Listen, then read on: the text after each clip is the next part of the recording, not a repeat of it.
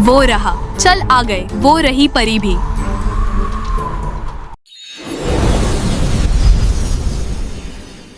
कुहोटोन।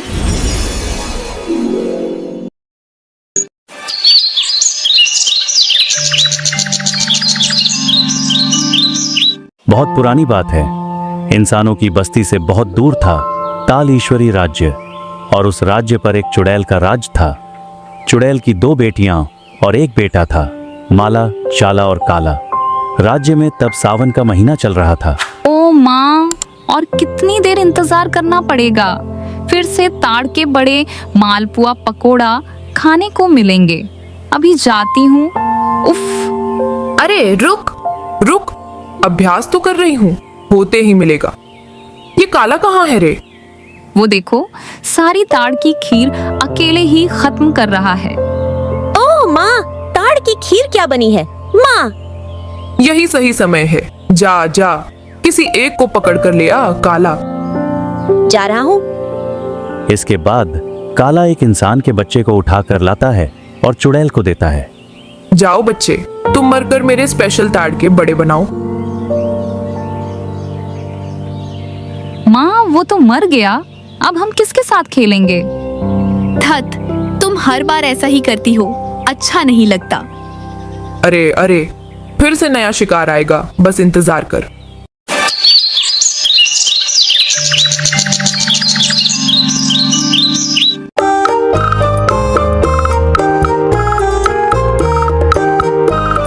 ओ माँ, मेरा मन बहुत ताड़ ताड़ कर रहा है। माँ माँ, ताड़ के बड़े और ताड़ की खीर खाने का मन कर रहा है। बेटा, जानती हो बाजार में एक ताड़ 100 रुपए का है। क्या उतनी हैसियत है हमारी? माँ, वो जो ताड़ का जंगल है, सुना है वहाँ बहुत सारे ताड़ होते हैं। खबरदार खबरदार, बिल्कुल भी उस रास्ते पर कदम मत रखना। तुम्हारे उस बागान में वो रहते हैं। कौन माँ? वो बात मुंह से नहीं लेते बेटा। जा, अब जंगल से लकड़ी ले आ जा। इसके बाद दोनों भाई जंगल के अंदर लकड़ी लाने चले जाते हैं। थोड़ी देर चलते ही उन्हें एक गंध आती है। ए जॉनी, गंध आ रही है क्या? हाँ, पूरी ताड़ के जलने की गंध है। अरे चल तो। रॉकी और जॉनी उस गंध को सूंघते सूंघते हवा में तैरते हुए जाते रहते हैं और एक जोड़े ताड़ के पेड़ के सामने पहुंचते हैं। ये देख जॉनी, गंध यहाँ से आ रही है, इस बड़े ताड़ के पेड़ से। चल रॉकी, घर लेकर जाएंगे, माँ को देंगे। हाँ हाँ, ऐसा ही करते हैं, चल, माँ बहुत खुश होगी। रॉकी जैसे ही ताड़ को पकड़ता है, तभी चारों ओर कांप उठता है और दोनों ताड़ के अंदर प्रवेश कर जाते हैं।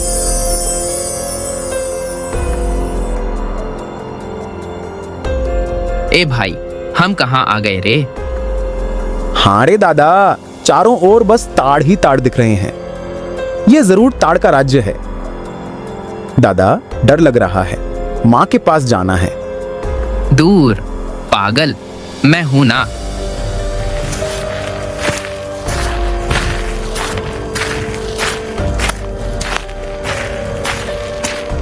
वो देख दादा, हमारी तरह इंसान पेट पर बोरे भरकर क्या क्या ले जा रहे हैं। वो काला भूत लाठी से उन इंसानों को मार रहा है जो बोरा खींच नहीं पा रहे हैं। देख। क्या हमें भी मारेगा क्या रे दादा? पता नहीं रे, चल देखते हैं उस ओर। अचानक वहीं पर काला और जाला आते हैं। उनके हाथों में ताड़ के बड़े हैं। तुम आज नए आए हो? हाँ, लेकिन कैसे आए? हम घर जाना चाहते हैं। यहाँ एक बार आने के बाद घर वापस नहीं जाया जाता। नहीं नहीं, हम घर जाएंगे। तुमको तो ताड़ के बड़े पसंद हैं। ये लो, इन्हें खाओ और हमारे गुलाम बन जाओ। दादा, क्या कहता है? क्या स्वादिष्ट ताड़ के बड़े हैं। चल खा लेते हैं। दोनों भाई सारे ताड़ के बड़े खा लेते हैं। खाते ही उनकी आंखें लाल हो जाती हैं। वे चुड़ैल के वश में हो जाते हैं।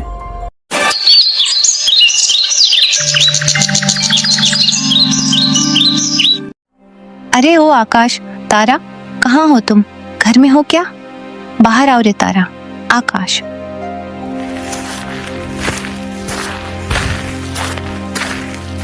क्या हुआ दादी माँ, इस तरह हाँफ क्यों रही हो? अरे रॉकी जॉनी नहीं मिल रहे रे, सुबह से निकले हैं। ताड़ के बड़े खाने की बात कर रहे थे, क्या हो गया पता नहीं। शांत हो। ओ दादी माँ, उन्हें कुछ नहीं हुआ होगा। किस तरफ गए थे वो? जंगल की तरफ लकड़ी लाने। मुझे बहुत चिंता हो रही है रे, बहुत चिंता हो रही है। हम वादा करते हैं आपसे, हम उन्हें ढूंढ निकालेंगे ही। चल तारा। इसके बाद आकाश और तारा जंगल में दौड़ते हैं। पहुंचते ही उन्हें ताड़ के बड़े की गंध आती है और उसी गंध का पीछा करते हुए वे उसी जोड़े ताड़ के पेड़ के सामने पहुंचते हैं।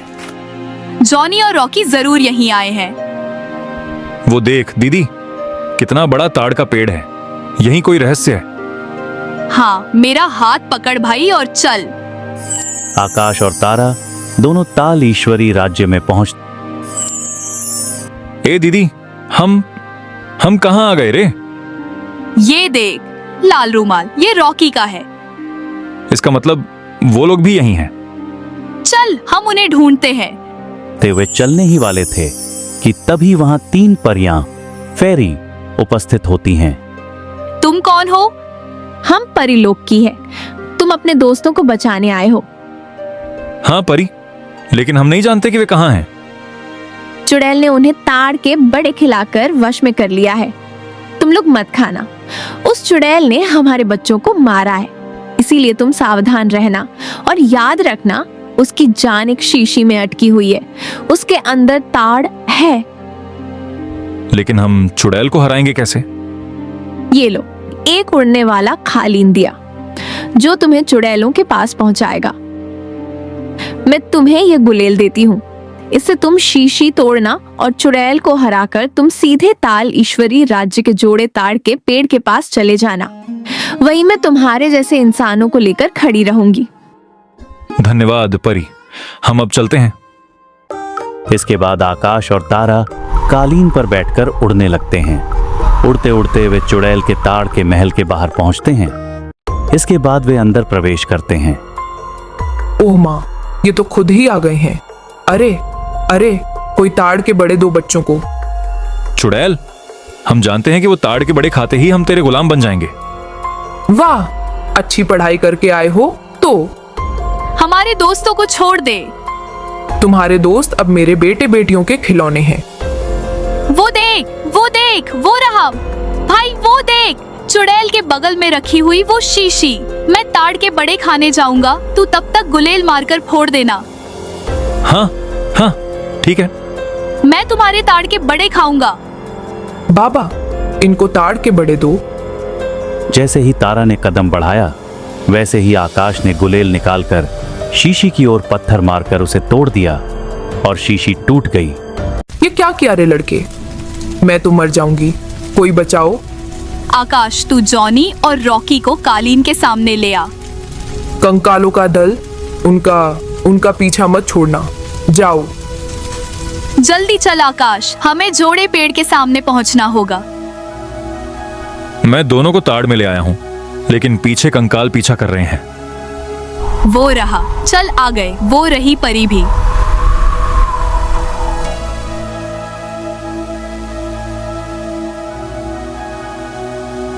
तुम लोग चले जाओ यहाँ से जल्दी।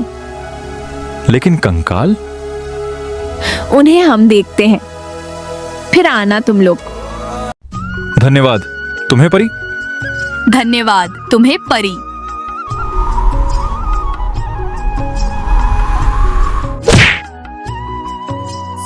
इस तरह आकाश और तारा अपने दोस्तों और गांव वालों को बचाकर कुसुमपुर वापस आते हैं। सुबह होते ही आकाश द्वारा लाए गए ताड़ से जॉनी और रॉकी की माँ ताड़ के बड़े ताड़ की खीर सब कुछ तैयार करती है और सारे बच्चे इस सावन महीने में ताड़ खाकर ताड़ का उत्सव मनाते हैं।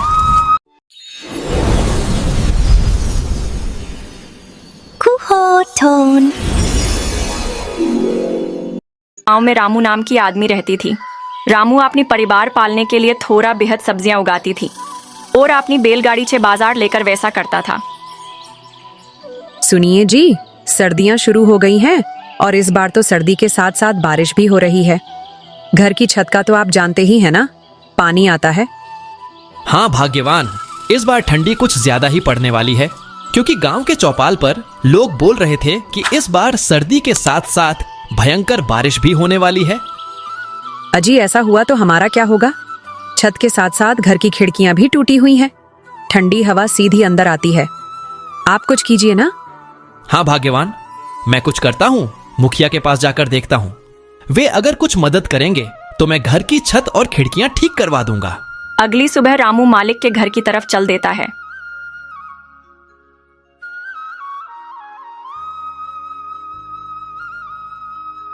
रामू का मुखिया, जो स्वभाव से बहुत ही कठोर और निर्दय था, अलाव के पास खड़ा अपने नौकरों पर चिल्ला रहा था। रामू अपने मुखिया के पास जाता है और उनसे कहता है, मुखिया जी, ठंडी का मौसम आ चुका। कल तो हल्की हल्की बूंदा बांदी भी हो रही थी और मेरे घर की छत और खिड़कियां टूटी हैं, जिससे कि घर में पानी और हवा आती है। और अगर मैंने जल्दी से उसे ठीक नहीं करवाया तो ठंडी में हम लोगों को बहुत दिक्कत हो जाएगी। मैं और मेरी पत्नी तो किसी तरह दिन काट लेंगे, लेकिन मेरी एक छोटी सी बेटी है, वह इतनी ठंडी में उस टूटे फूटे घर में नहीं रह पाएगी। रामू की बातें सुनकर मुखिया जी कहता है, अरे रामू, तो उसमें मैं क्या कर सकता हूँ? आप मुझे थोड़े बहुत पैसे उधार दे देते तो मैं अपने झोपड़े की मरम्मत करवा लेता और मैं दिन रात मजदूरी करके आपका उधार चुका दूंगा। अरे तूने अभी तो इतना काम भी नहीं किया जो मैं तुझे उधार दे सकूं। अभी मेरे पास पैसे नहीं हैं। सर्दी की वजह सारा धंधा चौपट हो गया है। और सुन मेरी बात, काल से काम पर मत आना। मुझे तेरे जैसा मजदूर की जरूरत नहीं है। अरे मुखिया जी, मैं तो मदद की उम्मीद से आपके पास आया था, लेकिन आप तो उल्टा मुझसे मेरा ही रोजगार छीन रहे हो। ऐसा मत करो मुखिया जी, मत करो। मैं कहां जाऊंगा? रामू के इतनी मिन्नतें करने के बाद भी उसका मुखिया उसकी एक नहीं सुनता है और बेचारा रामू वहां से दुखी मन से वापस चला आता है। रामू दिन भर जगह जगह काम ढूंढता है, लेकिन उसे कहीं भी काम नहीं मिलता। सुबह से रात हो गई। सरला को बोलकर आया था कि छत का इंतजाम कर दूंगा, पर यहां तो नौकरी भी चली गई। घर ठीक होना तो छोड़ो, खाने तक का इंतजाम नहीं कर पाया। रामू चाय की एक दुकान के आगे बैठा यह सब सोच ही रहा था कि तभी आसमान में काले बादल छा जाते हैं और जोर जोर से बिजली कड़कने लगती है। हे भगवान, लगता है बारिश होने वाली है। मुझे तुरंत घर पहुंचना होगा, वरना बीबी अकेले कैसे संभालेगी। रामू जल्दी अपने घर की तरफ दौड़ता है। वह कुछ दूर चला ही था कि तभी जोर जोर से बारिश शुरू हो जाती है। हे ऊपर वाले, ये कैसी परीक्षा ले रहे हो? पहले क्या आपको हमारे दुख कम लग रहे थे, जो ऊपर से यह बेमौसम की बारिश और शुरू कर दा। धीरे धीरे बारिश बढ़ जाती और चारों तरफ पानी ही पानी हो गया था, मानो कोई समुद्र हो, जिससे रामू का उसमें चल पाना बहुत मुश्किल हो गया था। वह एक पेड़ के नीचे रुक जाता है और बारिश के थमने का इंतजार करता है। हे ऊपर वाले, एक तो इतनी ठंडी और ऊपर से ये तेज बारिश, मेरे तो हाथ पैर सुन्न पड़ रहे हैं। इतने पानी में चल पाना भी मुश्किल हो गया है और घर पर बेचारी बीबी अकेली परेशान हो गई होंगी। रामू काफी देर तक उस पेड़ के नीचे बारिश के रुकने का इंतजार करता है, लेकिन बारिश भी कि रुकने का नाम तक नहीं ले रही थी। रामू उस तेज बारिश में घर के लिए चल पड़ता है। जहां तक रामू की नजर जा रही थी, सब रह पानी ही पानी था। छोटी छोटी झोपड़ियां तो पानी में ढह कर बह गई थी। यह देखकर रामू को अपने घर की चिंता होने लगती है। बेचारा रामू जैसे तैसे करके अपने घर तो पहुंच जाता है, लेकिन जो वह देखता है उसके होश उड़ जाते हैं, क्योंकि घर में पानी भरा हुआ था और आधी आधी दीवार तक पानी पहुंच गया था।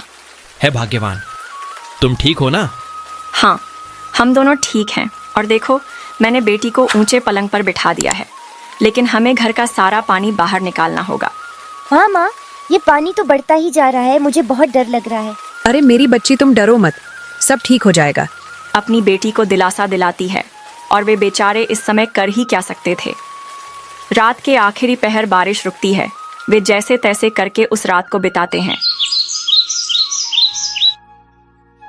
अगली सुबह रामू कुछ लकड़ियां और खाने पीने का इंतजाम करता है, क्योंकि रात वाली बारिश में उनके राशन का सारा सामान बह गया था। उन लकड़ियों से रामू आग जलाता है तो उन्हें ठंड से थोड़ी बहुत राहत मिलती है। यह बारिश का सिलसिला यूं ही कुछ दिन तक जारी रहता है। उस रोज रामू और उनकी बीबी को घर का पानी निकालना पड़ता। एक दिन वह सब घर के बाहर खड़े थे। अजी, ऐसे कब तक चलेगा? ये हर रोज बारिश का पानी भरने से घर पूरा खोखला हो गया है। अब कर भी क्या सकते हैं?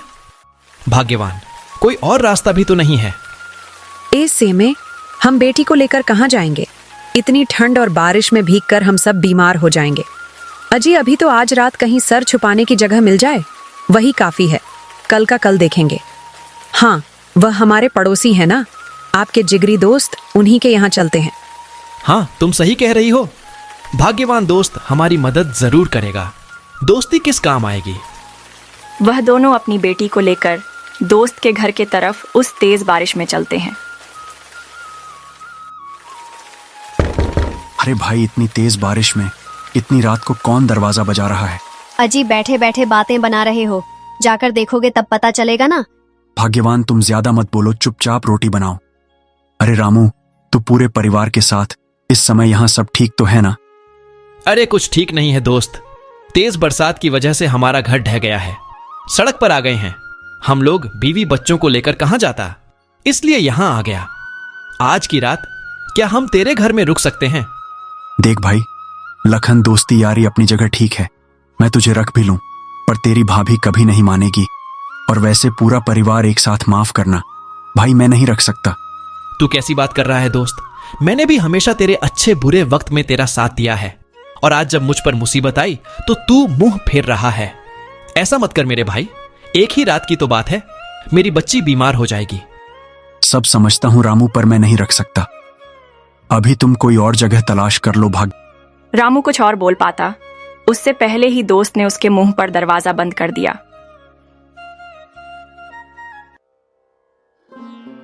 यह लो जी, रोटी खाओ। कौन था दरवाजे पर? भाग्यवान, वह रामू और उसका पूरा परिवार था। उसका घर टूट गया है, इसलिए यहाँ रुकने को आया था। मैंने बाहर का रास्ता दिखा दिया। अजी रामू तो आपका अच्छा दोस्त है ना, उन्होंने हमारी कितनी बार मदद करी है, आपने ये ठीक नहीं किया। अरे मैंने कोई धर्मशाला खोल रखी है क्या, जो हर किसी को रख लूं? और कैसा दोस्त, अब उसके पास ना घर रहा ना कुछ और, तो वह मेरे किस काम का? मैं दोस्ती तभी तक रखता हूं जब तक सामने वाले से फायदा हो। जी भगवान से डरिए जी, वक्त बदलते देर नहीं लगती, कहीं ऐसा ना हो ये आपके बड़े बोल आप पर ही भारी पड़ जाए। अरे भाग्यवान, ऐसा कुछ नहीं होता, ये लो रोटी खाओ। बड़े ही स्वादिष्ट बने हैं। उधर दोस्त बरसात के मजे ले रहा था, तो वही रामू का परिवार तेज बारिश में बीच सड़क पर भीग रहा था। अजी आप तो मेरा दोस्त कह के जान लुटाते थे ना, और उसने तो हमें एक रात घर में रुकने तक नहीं दिया। अरे भाग्यवान, वही तो बात है ना, बुरे वक्त में ही पता चलता है कि कौन अपना है कौन पराया। लेकिन दोस्त से मुझे ये उम्मीद नहीं थी। मम्मी मुझे बहुत ठंड लग रही है। बेटी को तो बहुत तेज बुखार हो गया है, ये ठंड से कांप रही है। अब हम क्या करें, आप कुछ कीजिए ना। मुखिया जी के घर चलकर देखते हैं, अब एक वही है जो हमारी मदद कर सकते हैं। हाँ जी, जल्दी चलो। हाँ भाई रामू, बोल, किया हुआ क्यों आया फिर से इतनी रात में, क्यों कुंडी बाजा रहा है? मुखिया जी, वह बारिश से मेरा पूरा घर टूट गया, मैं बेघर हो गया हूँ, मेरी मदद करो। आज रात अपने घर में ठहरने दो। क्यों भाई, मैंने तुम लोगों का ठेका ले रखा है क्या? पता नहीं तुम लोग कहां कहां से चले आते हो मुंह उठाकर। मुखिया जी, आप गांव के करता धरता है, अगर बुरे समय में आप ही हमारी मदद नहीं करेंगे तो और कौन करेगा? अरे मुखिया हूं तो क्या हुआ, मेरी हवेली कोई धर्मशाला थोड़ी है। अब तू यहां से चुपचाप जा रहा है या नौकरों से धक्के मार के निकल दो। मुखिया ने उनकी एक भी नहीं सुनी और उन्हें धक्के मारकर हवेली से निकलवा दिया। रात भर वह कभी किसी रिश्तेदार का तो कभी दोस्त के घर का दरवाजा खटखटा रहे, पर किसी ने भी उनकी मदद नहीं की। थक हार कर वे बेचारे एक पेड़ के नीचे बैठ जाते हैं। भला आज दिखा दिया लोगों ने, कोई किसी का अपना नहीं होता। आप हिम्मत मत हारिए जी, ऊपर वाला सब देख रहा है, वह हमारी जरूर मदद करेगा। एक दिन हमारे भी जरूर दिन बदलेंगे, और जिन्होंने आज हमें आंखें दिखाई है ना, भगवान उनकी आंखें एक दिन जरूर झुकाएंगे। वे रात भर ऐसे ही बारिश में भीगते भीगते अपनी किस्मत को रोते रहे। भाग्यवान, तुम यहीं पेड़ के नीचे बेटी के साथ रहना, मैं कुछ खाने पीने का इंतजाम करके आता हूं। अच्छा जी, ठीक है, पर जल्दी आना। शाम होने से पहले रामू आग जलाने के लिए लकड़ी, खाने पीने का सामान और बेटी की दवाई का इंतजाम करके आ जाता है। अब बारिश भी नहीं थी तो वह लोग आराम से उस पेड़ के नीचे ही रहने लगे। अरे भाई रामू, तेरे इतने बुरे दिन आ गए जो इतनी ठंडी में ऐसे पेड़ के नीचे रहना पड़ रहा है। मुझे देखकर बड़ा अफसोस हुआ। बस भाई, वक्त वक्त की बात है। आज तुम्हारा समय है, तुम हम पर हंस लो, कभी ऊपर वाला हमारा भी समय लाएगा। अरे सड़क पर आ गए हो फिर भी इतना घमंड, ऐसा क्या हाथ लग गया तुम्हारे? चलो कोई ना, तुम ऐसे में ही खुश रहो। दोस्त ने रामू का मजाक बनाकर चला जाता है, जिससे रामू और अन की बीबी की आंखों में आंसू आ जाते हैं। भाग्यवान, तुम इसकी बात को दिल पर मत लेना। चलो ठीक है, तुम खुद का और बेटी का ख्याल रखना। मैं कोई काम देख कर आता हूँ। रामू काम की तलाश में वहां से चल पड़ता है और वह गांव में बहुत जगह काम के बारे में पता करता है, लेकिन उसे कोई काम नहीं मिला। बीबी और बेटी मेरा इंतजार कर रहे होंगे। मुझे जल्द ही वापस लौटना चाहिए। जैसे ही रामू वापस लौट रहा था तो वह देखता है कि गांव के चौपाल पर लोगों की भीड़ लगी है। अरे भाई, क्या बात है? आज यहाँ यह इतने लोग इकट्ठे क्यों हो रहे हैं? भाइयों, दूसरे गांव से एक अमीर आदमी आया है। गरीबों को ठंड में खाना बांट रहे हैं। जाओ जाओ, तुम भी ले लो। यह सुनकर तो रामू के शरीर में जैसे नई जान आ जाती है। वह झट से लाइन में खड़ा हो जाता है और अमीर सेठ से भोजन का पैकेट लेकर शुक्रिया अदा करता है। भगवान आपका भला करे सेठ जी, आपने गरीब की मदद करी। उस दिन रामू की खुशी का ठिकाना नहीं था। वह भगवान का धन्यवाद करते हुए तेज कदमों से अपने परिवार की तरफ चल पड़ता है। अजी आ गए आप, और ये खाना कहाँ से ले आए आज? भाग्यवान, वह एक अमीर सेठ है। नवे गांव में जरूरतमंदों को खाने का सामान बांट रहे थे, तो मैंने भी वहां से ले लिया। रामू और असकी बीबी आपस में यह सब बातें कर ही रहे थे कि तभी उनके पास एक बूढ़ा आदमी आता है। अरे बेटा, मैं 2 दिन से भूखा हूँ। मैंने कुछ नहीं खाया है, कुछ खाने को मिलेगा बेटा? हाँ हाँ, क्यों नहीं। चाचा आओ बैठो। रामू को जो सेठ से थोड़ा बहुत खाना मिला था, वह अपनी और अपने परिवार की परवाह किए बिना उस बूढ़े आदमी को दे देता है।